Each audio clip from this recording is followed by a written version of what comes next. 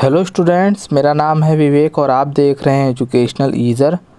आज का हमारा टॉपिक है कक्षा 10 गणित का पार्ट 5, जिसका नाम है समांतर श्रेणी। ठीक है, पार्ट 1, 2, 3, 4 मैंने सारे वीडियोस बनाए हैं, उसमें बहुत सारे क्वेश्चंस बताए हैं और बहुत सारे सवाल आपको लोगों को उसमें प्रैक्टिस के लिए भी मैंने दिया है। तो आप वो सारी वीडियोस को देखना चाहते हो तो उन सभी वीडियोस की लिंक आपको डिस्क्रिप्शन में मिल जाएगी। ठीक है, आज हम लोग शुरू करेंगे समांतर श्रेणी। समांतर श्रेणी क्या होती है, सबसे पहले ये जानते हैं।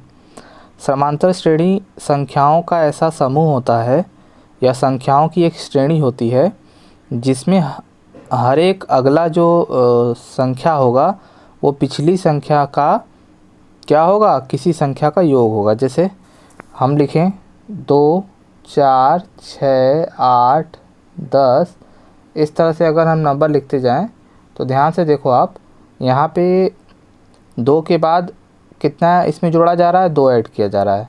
फिर इसमें कितना जोड़ा जा रहा है, 2 जोड़ा जा रहा है। फिर इसमें कितना जोड़ा जा रहा है, 2 जोड़ा जा रहा है। तो यानी हर एक संख्या में 2 जोड़ने पर हमें अगली संख्या मिल रही है, तो इसे हम समांतर श्रेणी कहते हैं। पहले तो ये श्रेणी हो गया क्योंकि ये संख्याओं का एक समूह है, एक श्रेणी है, एक ग्रुप है। ठीक है, और साथ में हर एक संख्या पिछली संख्या में कुछ न कुछ एक निश्चित संख्या जोड़ने पर आ रही है, जो कि हर एक संख्या में जोड़ी जा रही है। अब बीच में से कोई भी संख्या उठा लो 8, तो इसमें कितना जोड़ा जा रहा है कि अगली संख्या आ रही है, 2। ये वाली संख्या में कितना जोड़ा जा रहा है कि अगली संख्या आ रही है, 2। यानी एक निश्चित संख्या जोड़ने पर, लगातार जोड़ने पर जो श्रेणी बनती है उसे समांतर श्रेणी कहते हैं। ठीक है, इसको अगर हम लोग ऐसे लिखें चर पदों में, तो पहले पद को हम लोग a लिखते हैं। ठीक है, दूसरे पद को हम लिखते हैं a प्लस d, तीसरा पद होता है a प्लस 2d, तीसरा पद होता है a प्लस 3d। अब ये क्या है, इसे आप कह सकते हो कि पहले पद को हम a1 बोल रहे हैं, दूसरे पद को हम a प्लस डी बोल रहे हैं, तीसरे पद को a प्लस 2d और चौथे पद को a प्लस 3d। ठीक है, इसी तरीके से आगे बढ़ते चले जाएंगे। अब ये d और a क्या है, a का मतलब है प्रथम पद, a का मतलब क्या है, प्रथम पद। अब वो कुछ भी हो सकता है। और d का मतलब है सार्व अंतर। सार्व अंतर वो संख्या होती है जिसे जोड़ने पर हमें अगली संख्या मिलती है। जैसे कि ये एक श्रेणी मैंने आपको दिखाया था, इसका सार्व अंतर जो है 2 है। क्यों? क्योंकि हर एक संख्या में 2 जोड़ने पर अगली संख्या मिल रही है। यानी वो निश्चित मान जो हर एक संख्या में जोड़ी जाती है उसे सार्व अंतर बोलते हैं, जिसे d से लिखते हैं। ठीक है, और प्रथम पद a, यानी इसमें प्रथम पद क्या है, 2। 4 हो सकता है, 9 हो सकता है, 17 हो सकता है, -4 हो सकता है, -3 हो सकता है, कुछ भी हो सकता है, ये 0 हो सकता है। ठीक है, तो पहला पद हमेशा a होता है। तुम सोचो a में कोई d संख्या जोड़ो, d मान लो कुछ भी है, तो d जोड़ोगे तो ये आएगा। अब इसमें d जोड़ोगे तो ये आएगा, फिर इसमें d जोड़ोगे तो ये आएगा, फिर इसमें d जोड़ोगे तो a प्लस 4d आ जाएगा। इस तरीके से आता चला जाएगा। बात को समझ गए? समांतर श्रेणी समझ में आ गई, a क्या है समझ में आ गया, d समझ में आ गया। और n मतलब होता है पदों की संख्या। n मतलब क्या होता है, पदों की संख्या। तो चलिए कुछ इस पर सवाल देखते हैं। सवाल कह रहा है दी हुई AP का मतलब यहाँ पे है समांतर श्रेणी। अंग्रेजी में इसको बोलते हैं अर्थमेटिक प्रोग्रेशन। ठीक है, तो इसे शॉर्ट फॉर्म में हम लोग AP बोलेंगे। तो जहाँ जहाँ AP लिखा है इसका मतलब उसका है समांतर श्रेणी। तो कह रहा है दी हुई समांतर श्रेणी के प्रथम 4 पद ज्ञात करने हैं। प्रथम 4 पद ज्ञात करने के लिए आपको पता है ये होते हैं प्रथम 4 पद। तो पहला पद क्या होता है, a, जो कि आपका है -1। दूसरा पद होता है a प्लस डी, यानी a में d को ऐड करना है। तो अब इसको तुम्हें हल करना पड़ेगा। इसको हल करने के लिए यहाँ बटे में ले लोगे 1, यहाँ पर आएगी संख्या लसा 2, यहाँ आ जाएगा -2 प्लस 1 यानी -1/2। फिर तीसरा पद हमें निकालना है, तो वो होगा a प्लस 2d।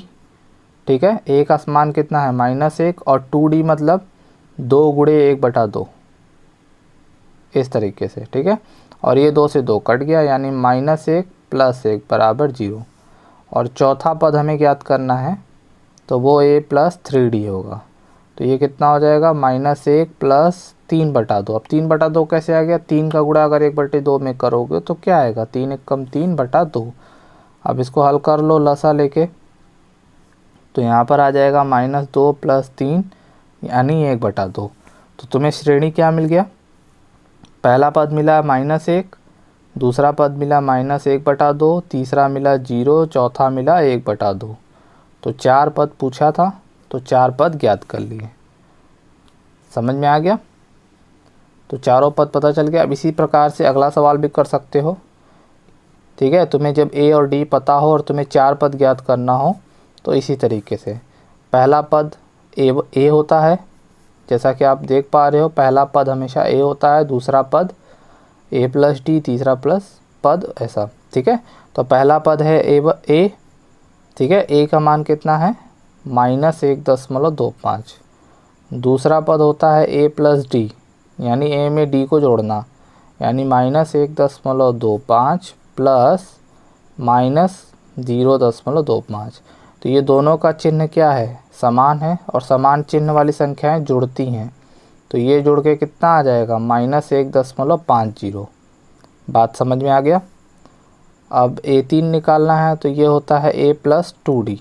ठीक है, a + 2d का मतलब क्या, a तुम्हारा कितना है, -1.25। इसमें 2 का गुणा करोगे, क्योंकि 2d मतलब क्या, 2 × d का मान, तो 2 × d का मान करोगे तो ये -0.50 आएगा। गुणा करके देखना, फिर ये दोनों समान चिन्ह हो गया, समान चिन्ह वाली संख्याएं जुड़ जाती हैं। तो भाई जुड़ जाएंगी, तो ये आ जाएगा 1.75। और चिन्ह किसका लगता है, बड़ी संख्या का, है कि नहीं। इसी तरीके से चौथा पद भी निकाल लोगे, a + 4d। तो a का मान तो जान ही रहे हो, -1.25, a + 3d होता है चौथा पद। तो 3 का गुणा अब इसमें करोगे तो क्या आ जाएगा, +-0.75। फिर दोनों का चिन्ह समान हो गया, इसको जब तुम जोड़ोगे, समान चिन्ह जुड़ते हैं, तो ये आ जाएगा 2.00। तो ये तुम्हारे चारों पद पता चल गए। पहला है तुम्हारा -1.25, दूसरा है -1.50, तीसरा है -1.75, और चौथा है ये। तो इस तरीके से जब भी तुम्हें a और d दिया जाए, तो तुम लोग चाहे जितना भी पद पूछे वो ज्ञात कर सकते हो। अगला सवाल देखते हैं। कह रहा है निम्नलिखित AP के प्रथम पद यानी a का मान और सर्वांतर यानी d का मान बताना है। तो a का मान तो तुम्हें देखकर ही पता चल जाएगा। a का मान जो सबसे पहला लिखा होता है वही a का मान होता है।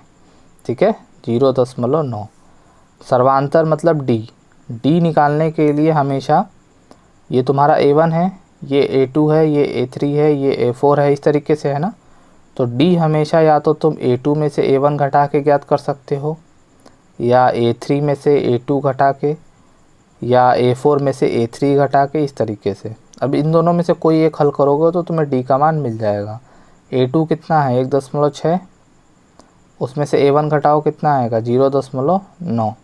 इसको हल करोगे तो कितना आ जाएगा, 0.6 से 0.9 घटाओगे तो 0.7 आ जाएगा। ठीक है, तुम कहोगे नहीं हम a3 में से a2 घटा के ज्ञात करेंगे, तो चलो ज्ञात कर लो भाई। a3 कितना है, 2.3 माइनस a2 कितना है, 1.6, तो इसको भी घटाओगे तो 0.7 ही आएगा। तो d का मतलब ये होता है कि वो संख्या जिसे हम जोड़ रहे हैं हर एक पद में। ठीक है, दूसरे में देख लेते हैं। दूसरे में a का मान तो सीधा सीधा दिख जाता है, -5।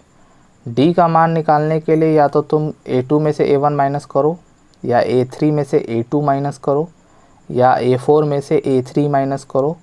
ठीक, तो हम मान लेते हैं कि हम a2 में से a1 माइनस करते हैं। a1 है ये, a2 है ये, a3 है और a4 है। तो a3 में से a2 माइनस करते हैं, या a4 में से a3, चाहे जैसे माइनस करो आपको सर्वांतर तो मिल ही जाएगा। तो a2 में से a1 माइनस करो, a2 कितना है तुम्हारा -1, और माइनस ये यहाँ का चिन्ह हो गया, और a1 का मान कितना है -5। तो ये कितना हो जाएगा -1 + 5 यानी 4। ठीक है, अब तुम चाहे A3 में से A2 घटाओगे तब भी तुम्हें यही मिलेगा, A4 में से A3 घटाओगे तब भी तुम्हें 4 ही मिलेगा। तो यही तुम्हारा A और ये D यानी सर्वांतर है। अंतिम सवाल देखो, यहाँ पे भी तुम्हें A और D बताना है। A मतलब प्रथम पद, D मतलब सर्वांतर। तो A का मान तो तुम्हें दिख गया सीधा सीधा। सर्वांतर निकालने के लिए A2 में से A1 को घटाते हैं। A2 कितना है 5.5/3। 5/3 में से तुम्हें 1/3 घटाना है, तो लसा ले लो। ये तो जानते ही हो कितना आ जाएगा 4/3। तो देखा कितना आसान था। A2 में से A1 घटाओ चाहे A3 में से A2 घटाओ, D मिल जाएगा। अब इस तरह का कोई भी सवाल आएगा, उम्मीद करता हूँ कि तुम आसानी से कर लोगे। अब आते हैं अपने अगले टॉपिक पर, nवां पद। अब जैसे कि तुम्हें श्रेणी दे दिया जाए, AP मतलब जानते हो समांतर श्रेणी। अब तुम्हें बहुत बड़ा श्रेणी दे दिया जाए, A1 A2 A3 इस तरह से दे दिया जाए, बहुत लंबी श्रेणी दे दी जाए जिसमें बहुत सारे पद हैं। ठीक है, तो उसमें मैं कहूँ 40वां पद बताओ, तो अब 40 पद तक तो लिखोगे नहीं। मैं तुमसे कहूँ 1000वां पद बताओ, तो 1000 तक तो लिखोगे नहीं।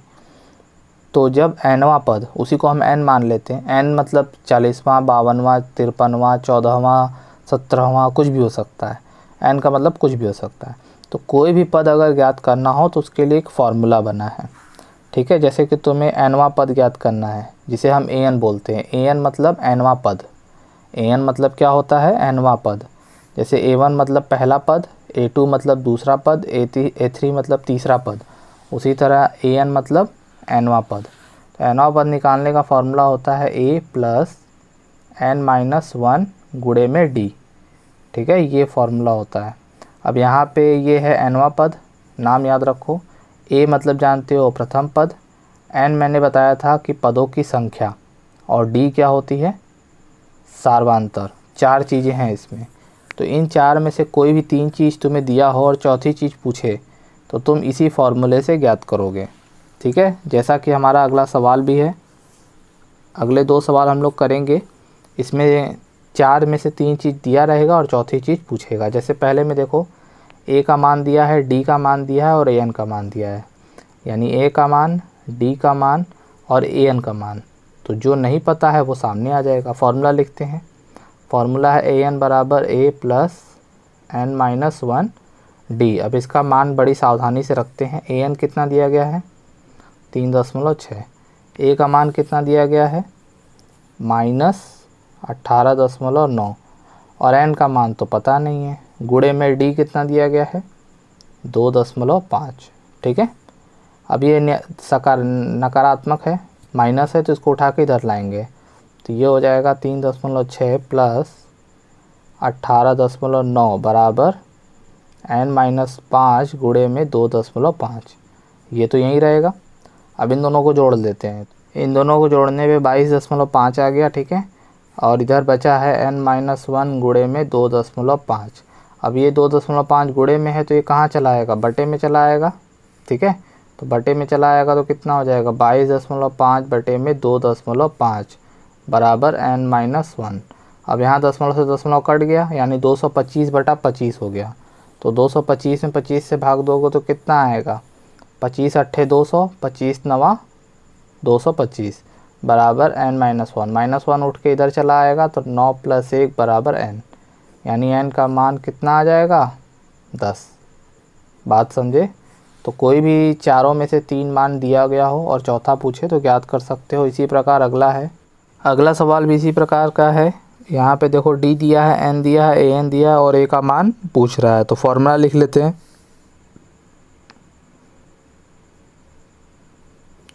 यही होता है फार्मूला, फटाफट इसमें मान रख लेते हैं। AN का मान है -5, A का मान तो आपसे पूछ ही रहा है, N का मान है 18 और D का मान तुम्हें दिया गया है -3।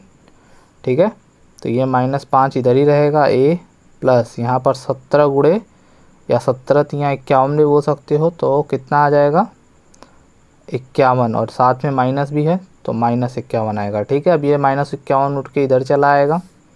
ठीक है, तो कितना आ जाएगा -5 + -51। अच्छा, ये -51 इधर आ रहा है तो +51 हो जाएगा, ठीक है। और ये कितना हो जाएगा, a बराबर 51 में से 5 गया तो 46 आ जाएगा। तो पहला पद कितना था, 46। तो देखा कितनी आसानी से सॉल्व हो गया।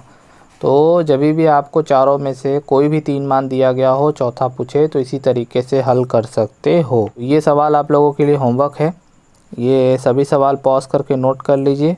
जैसा मैंने वीडियो में सवाल बताए हैं, ये सभी सवाल उसी प्रकार के हैं, आप आसानी से इसको प्रैक्टिस कर सकते हो। अगर कोई डाउट हो, आपको कुछ पूछना हो सवाल, तो कमेंट में पूछ सकते हो। वीडियो या फ़ोटो के माध्यम से कोई सवाल पूछना हो तो मेरे सोशल मीडिया पे भी पूछ सकते हो, जिसका लिंक आपको डिस्क्रिप्शन में मिल जाएगा, ठीक है। वीडियो समझ में आया है तो वीडियो को लाइक कर दीजिए, चैनल को सब्सक्राइब कर दीजिए, वीडियो को अपने दोस्तों से शेयर करिए। हम लोग मिलेंगे नेक्स्ट वीडियो में। Thanks for watching.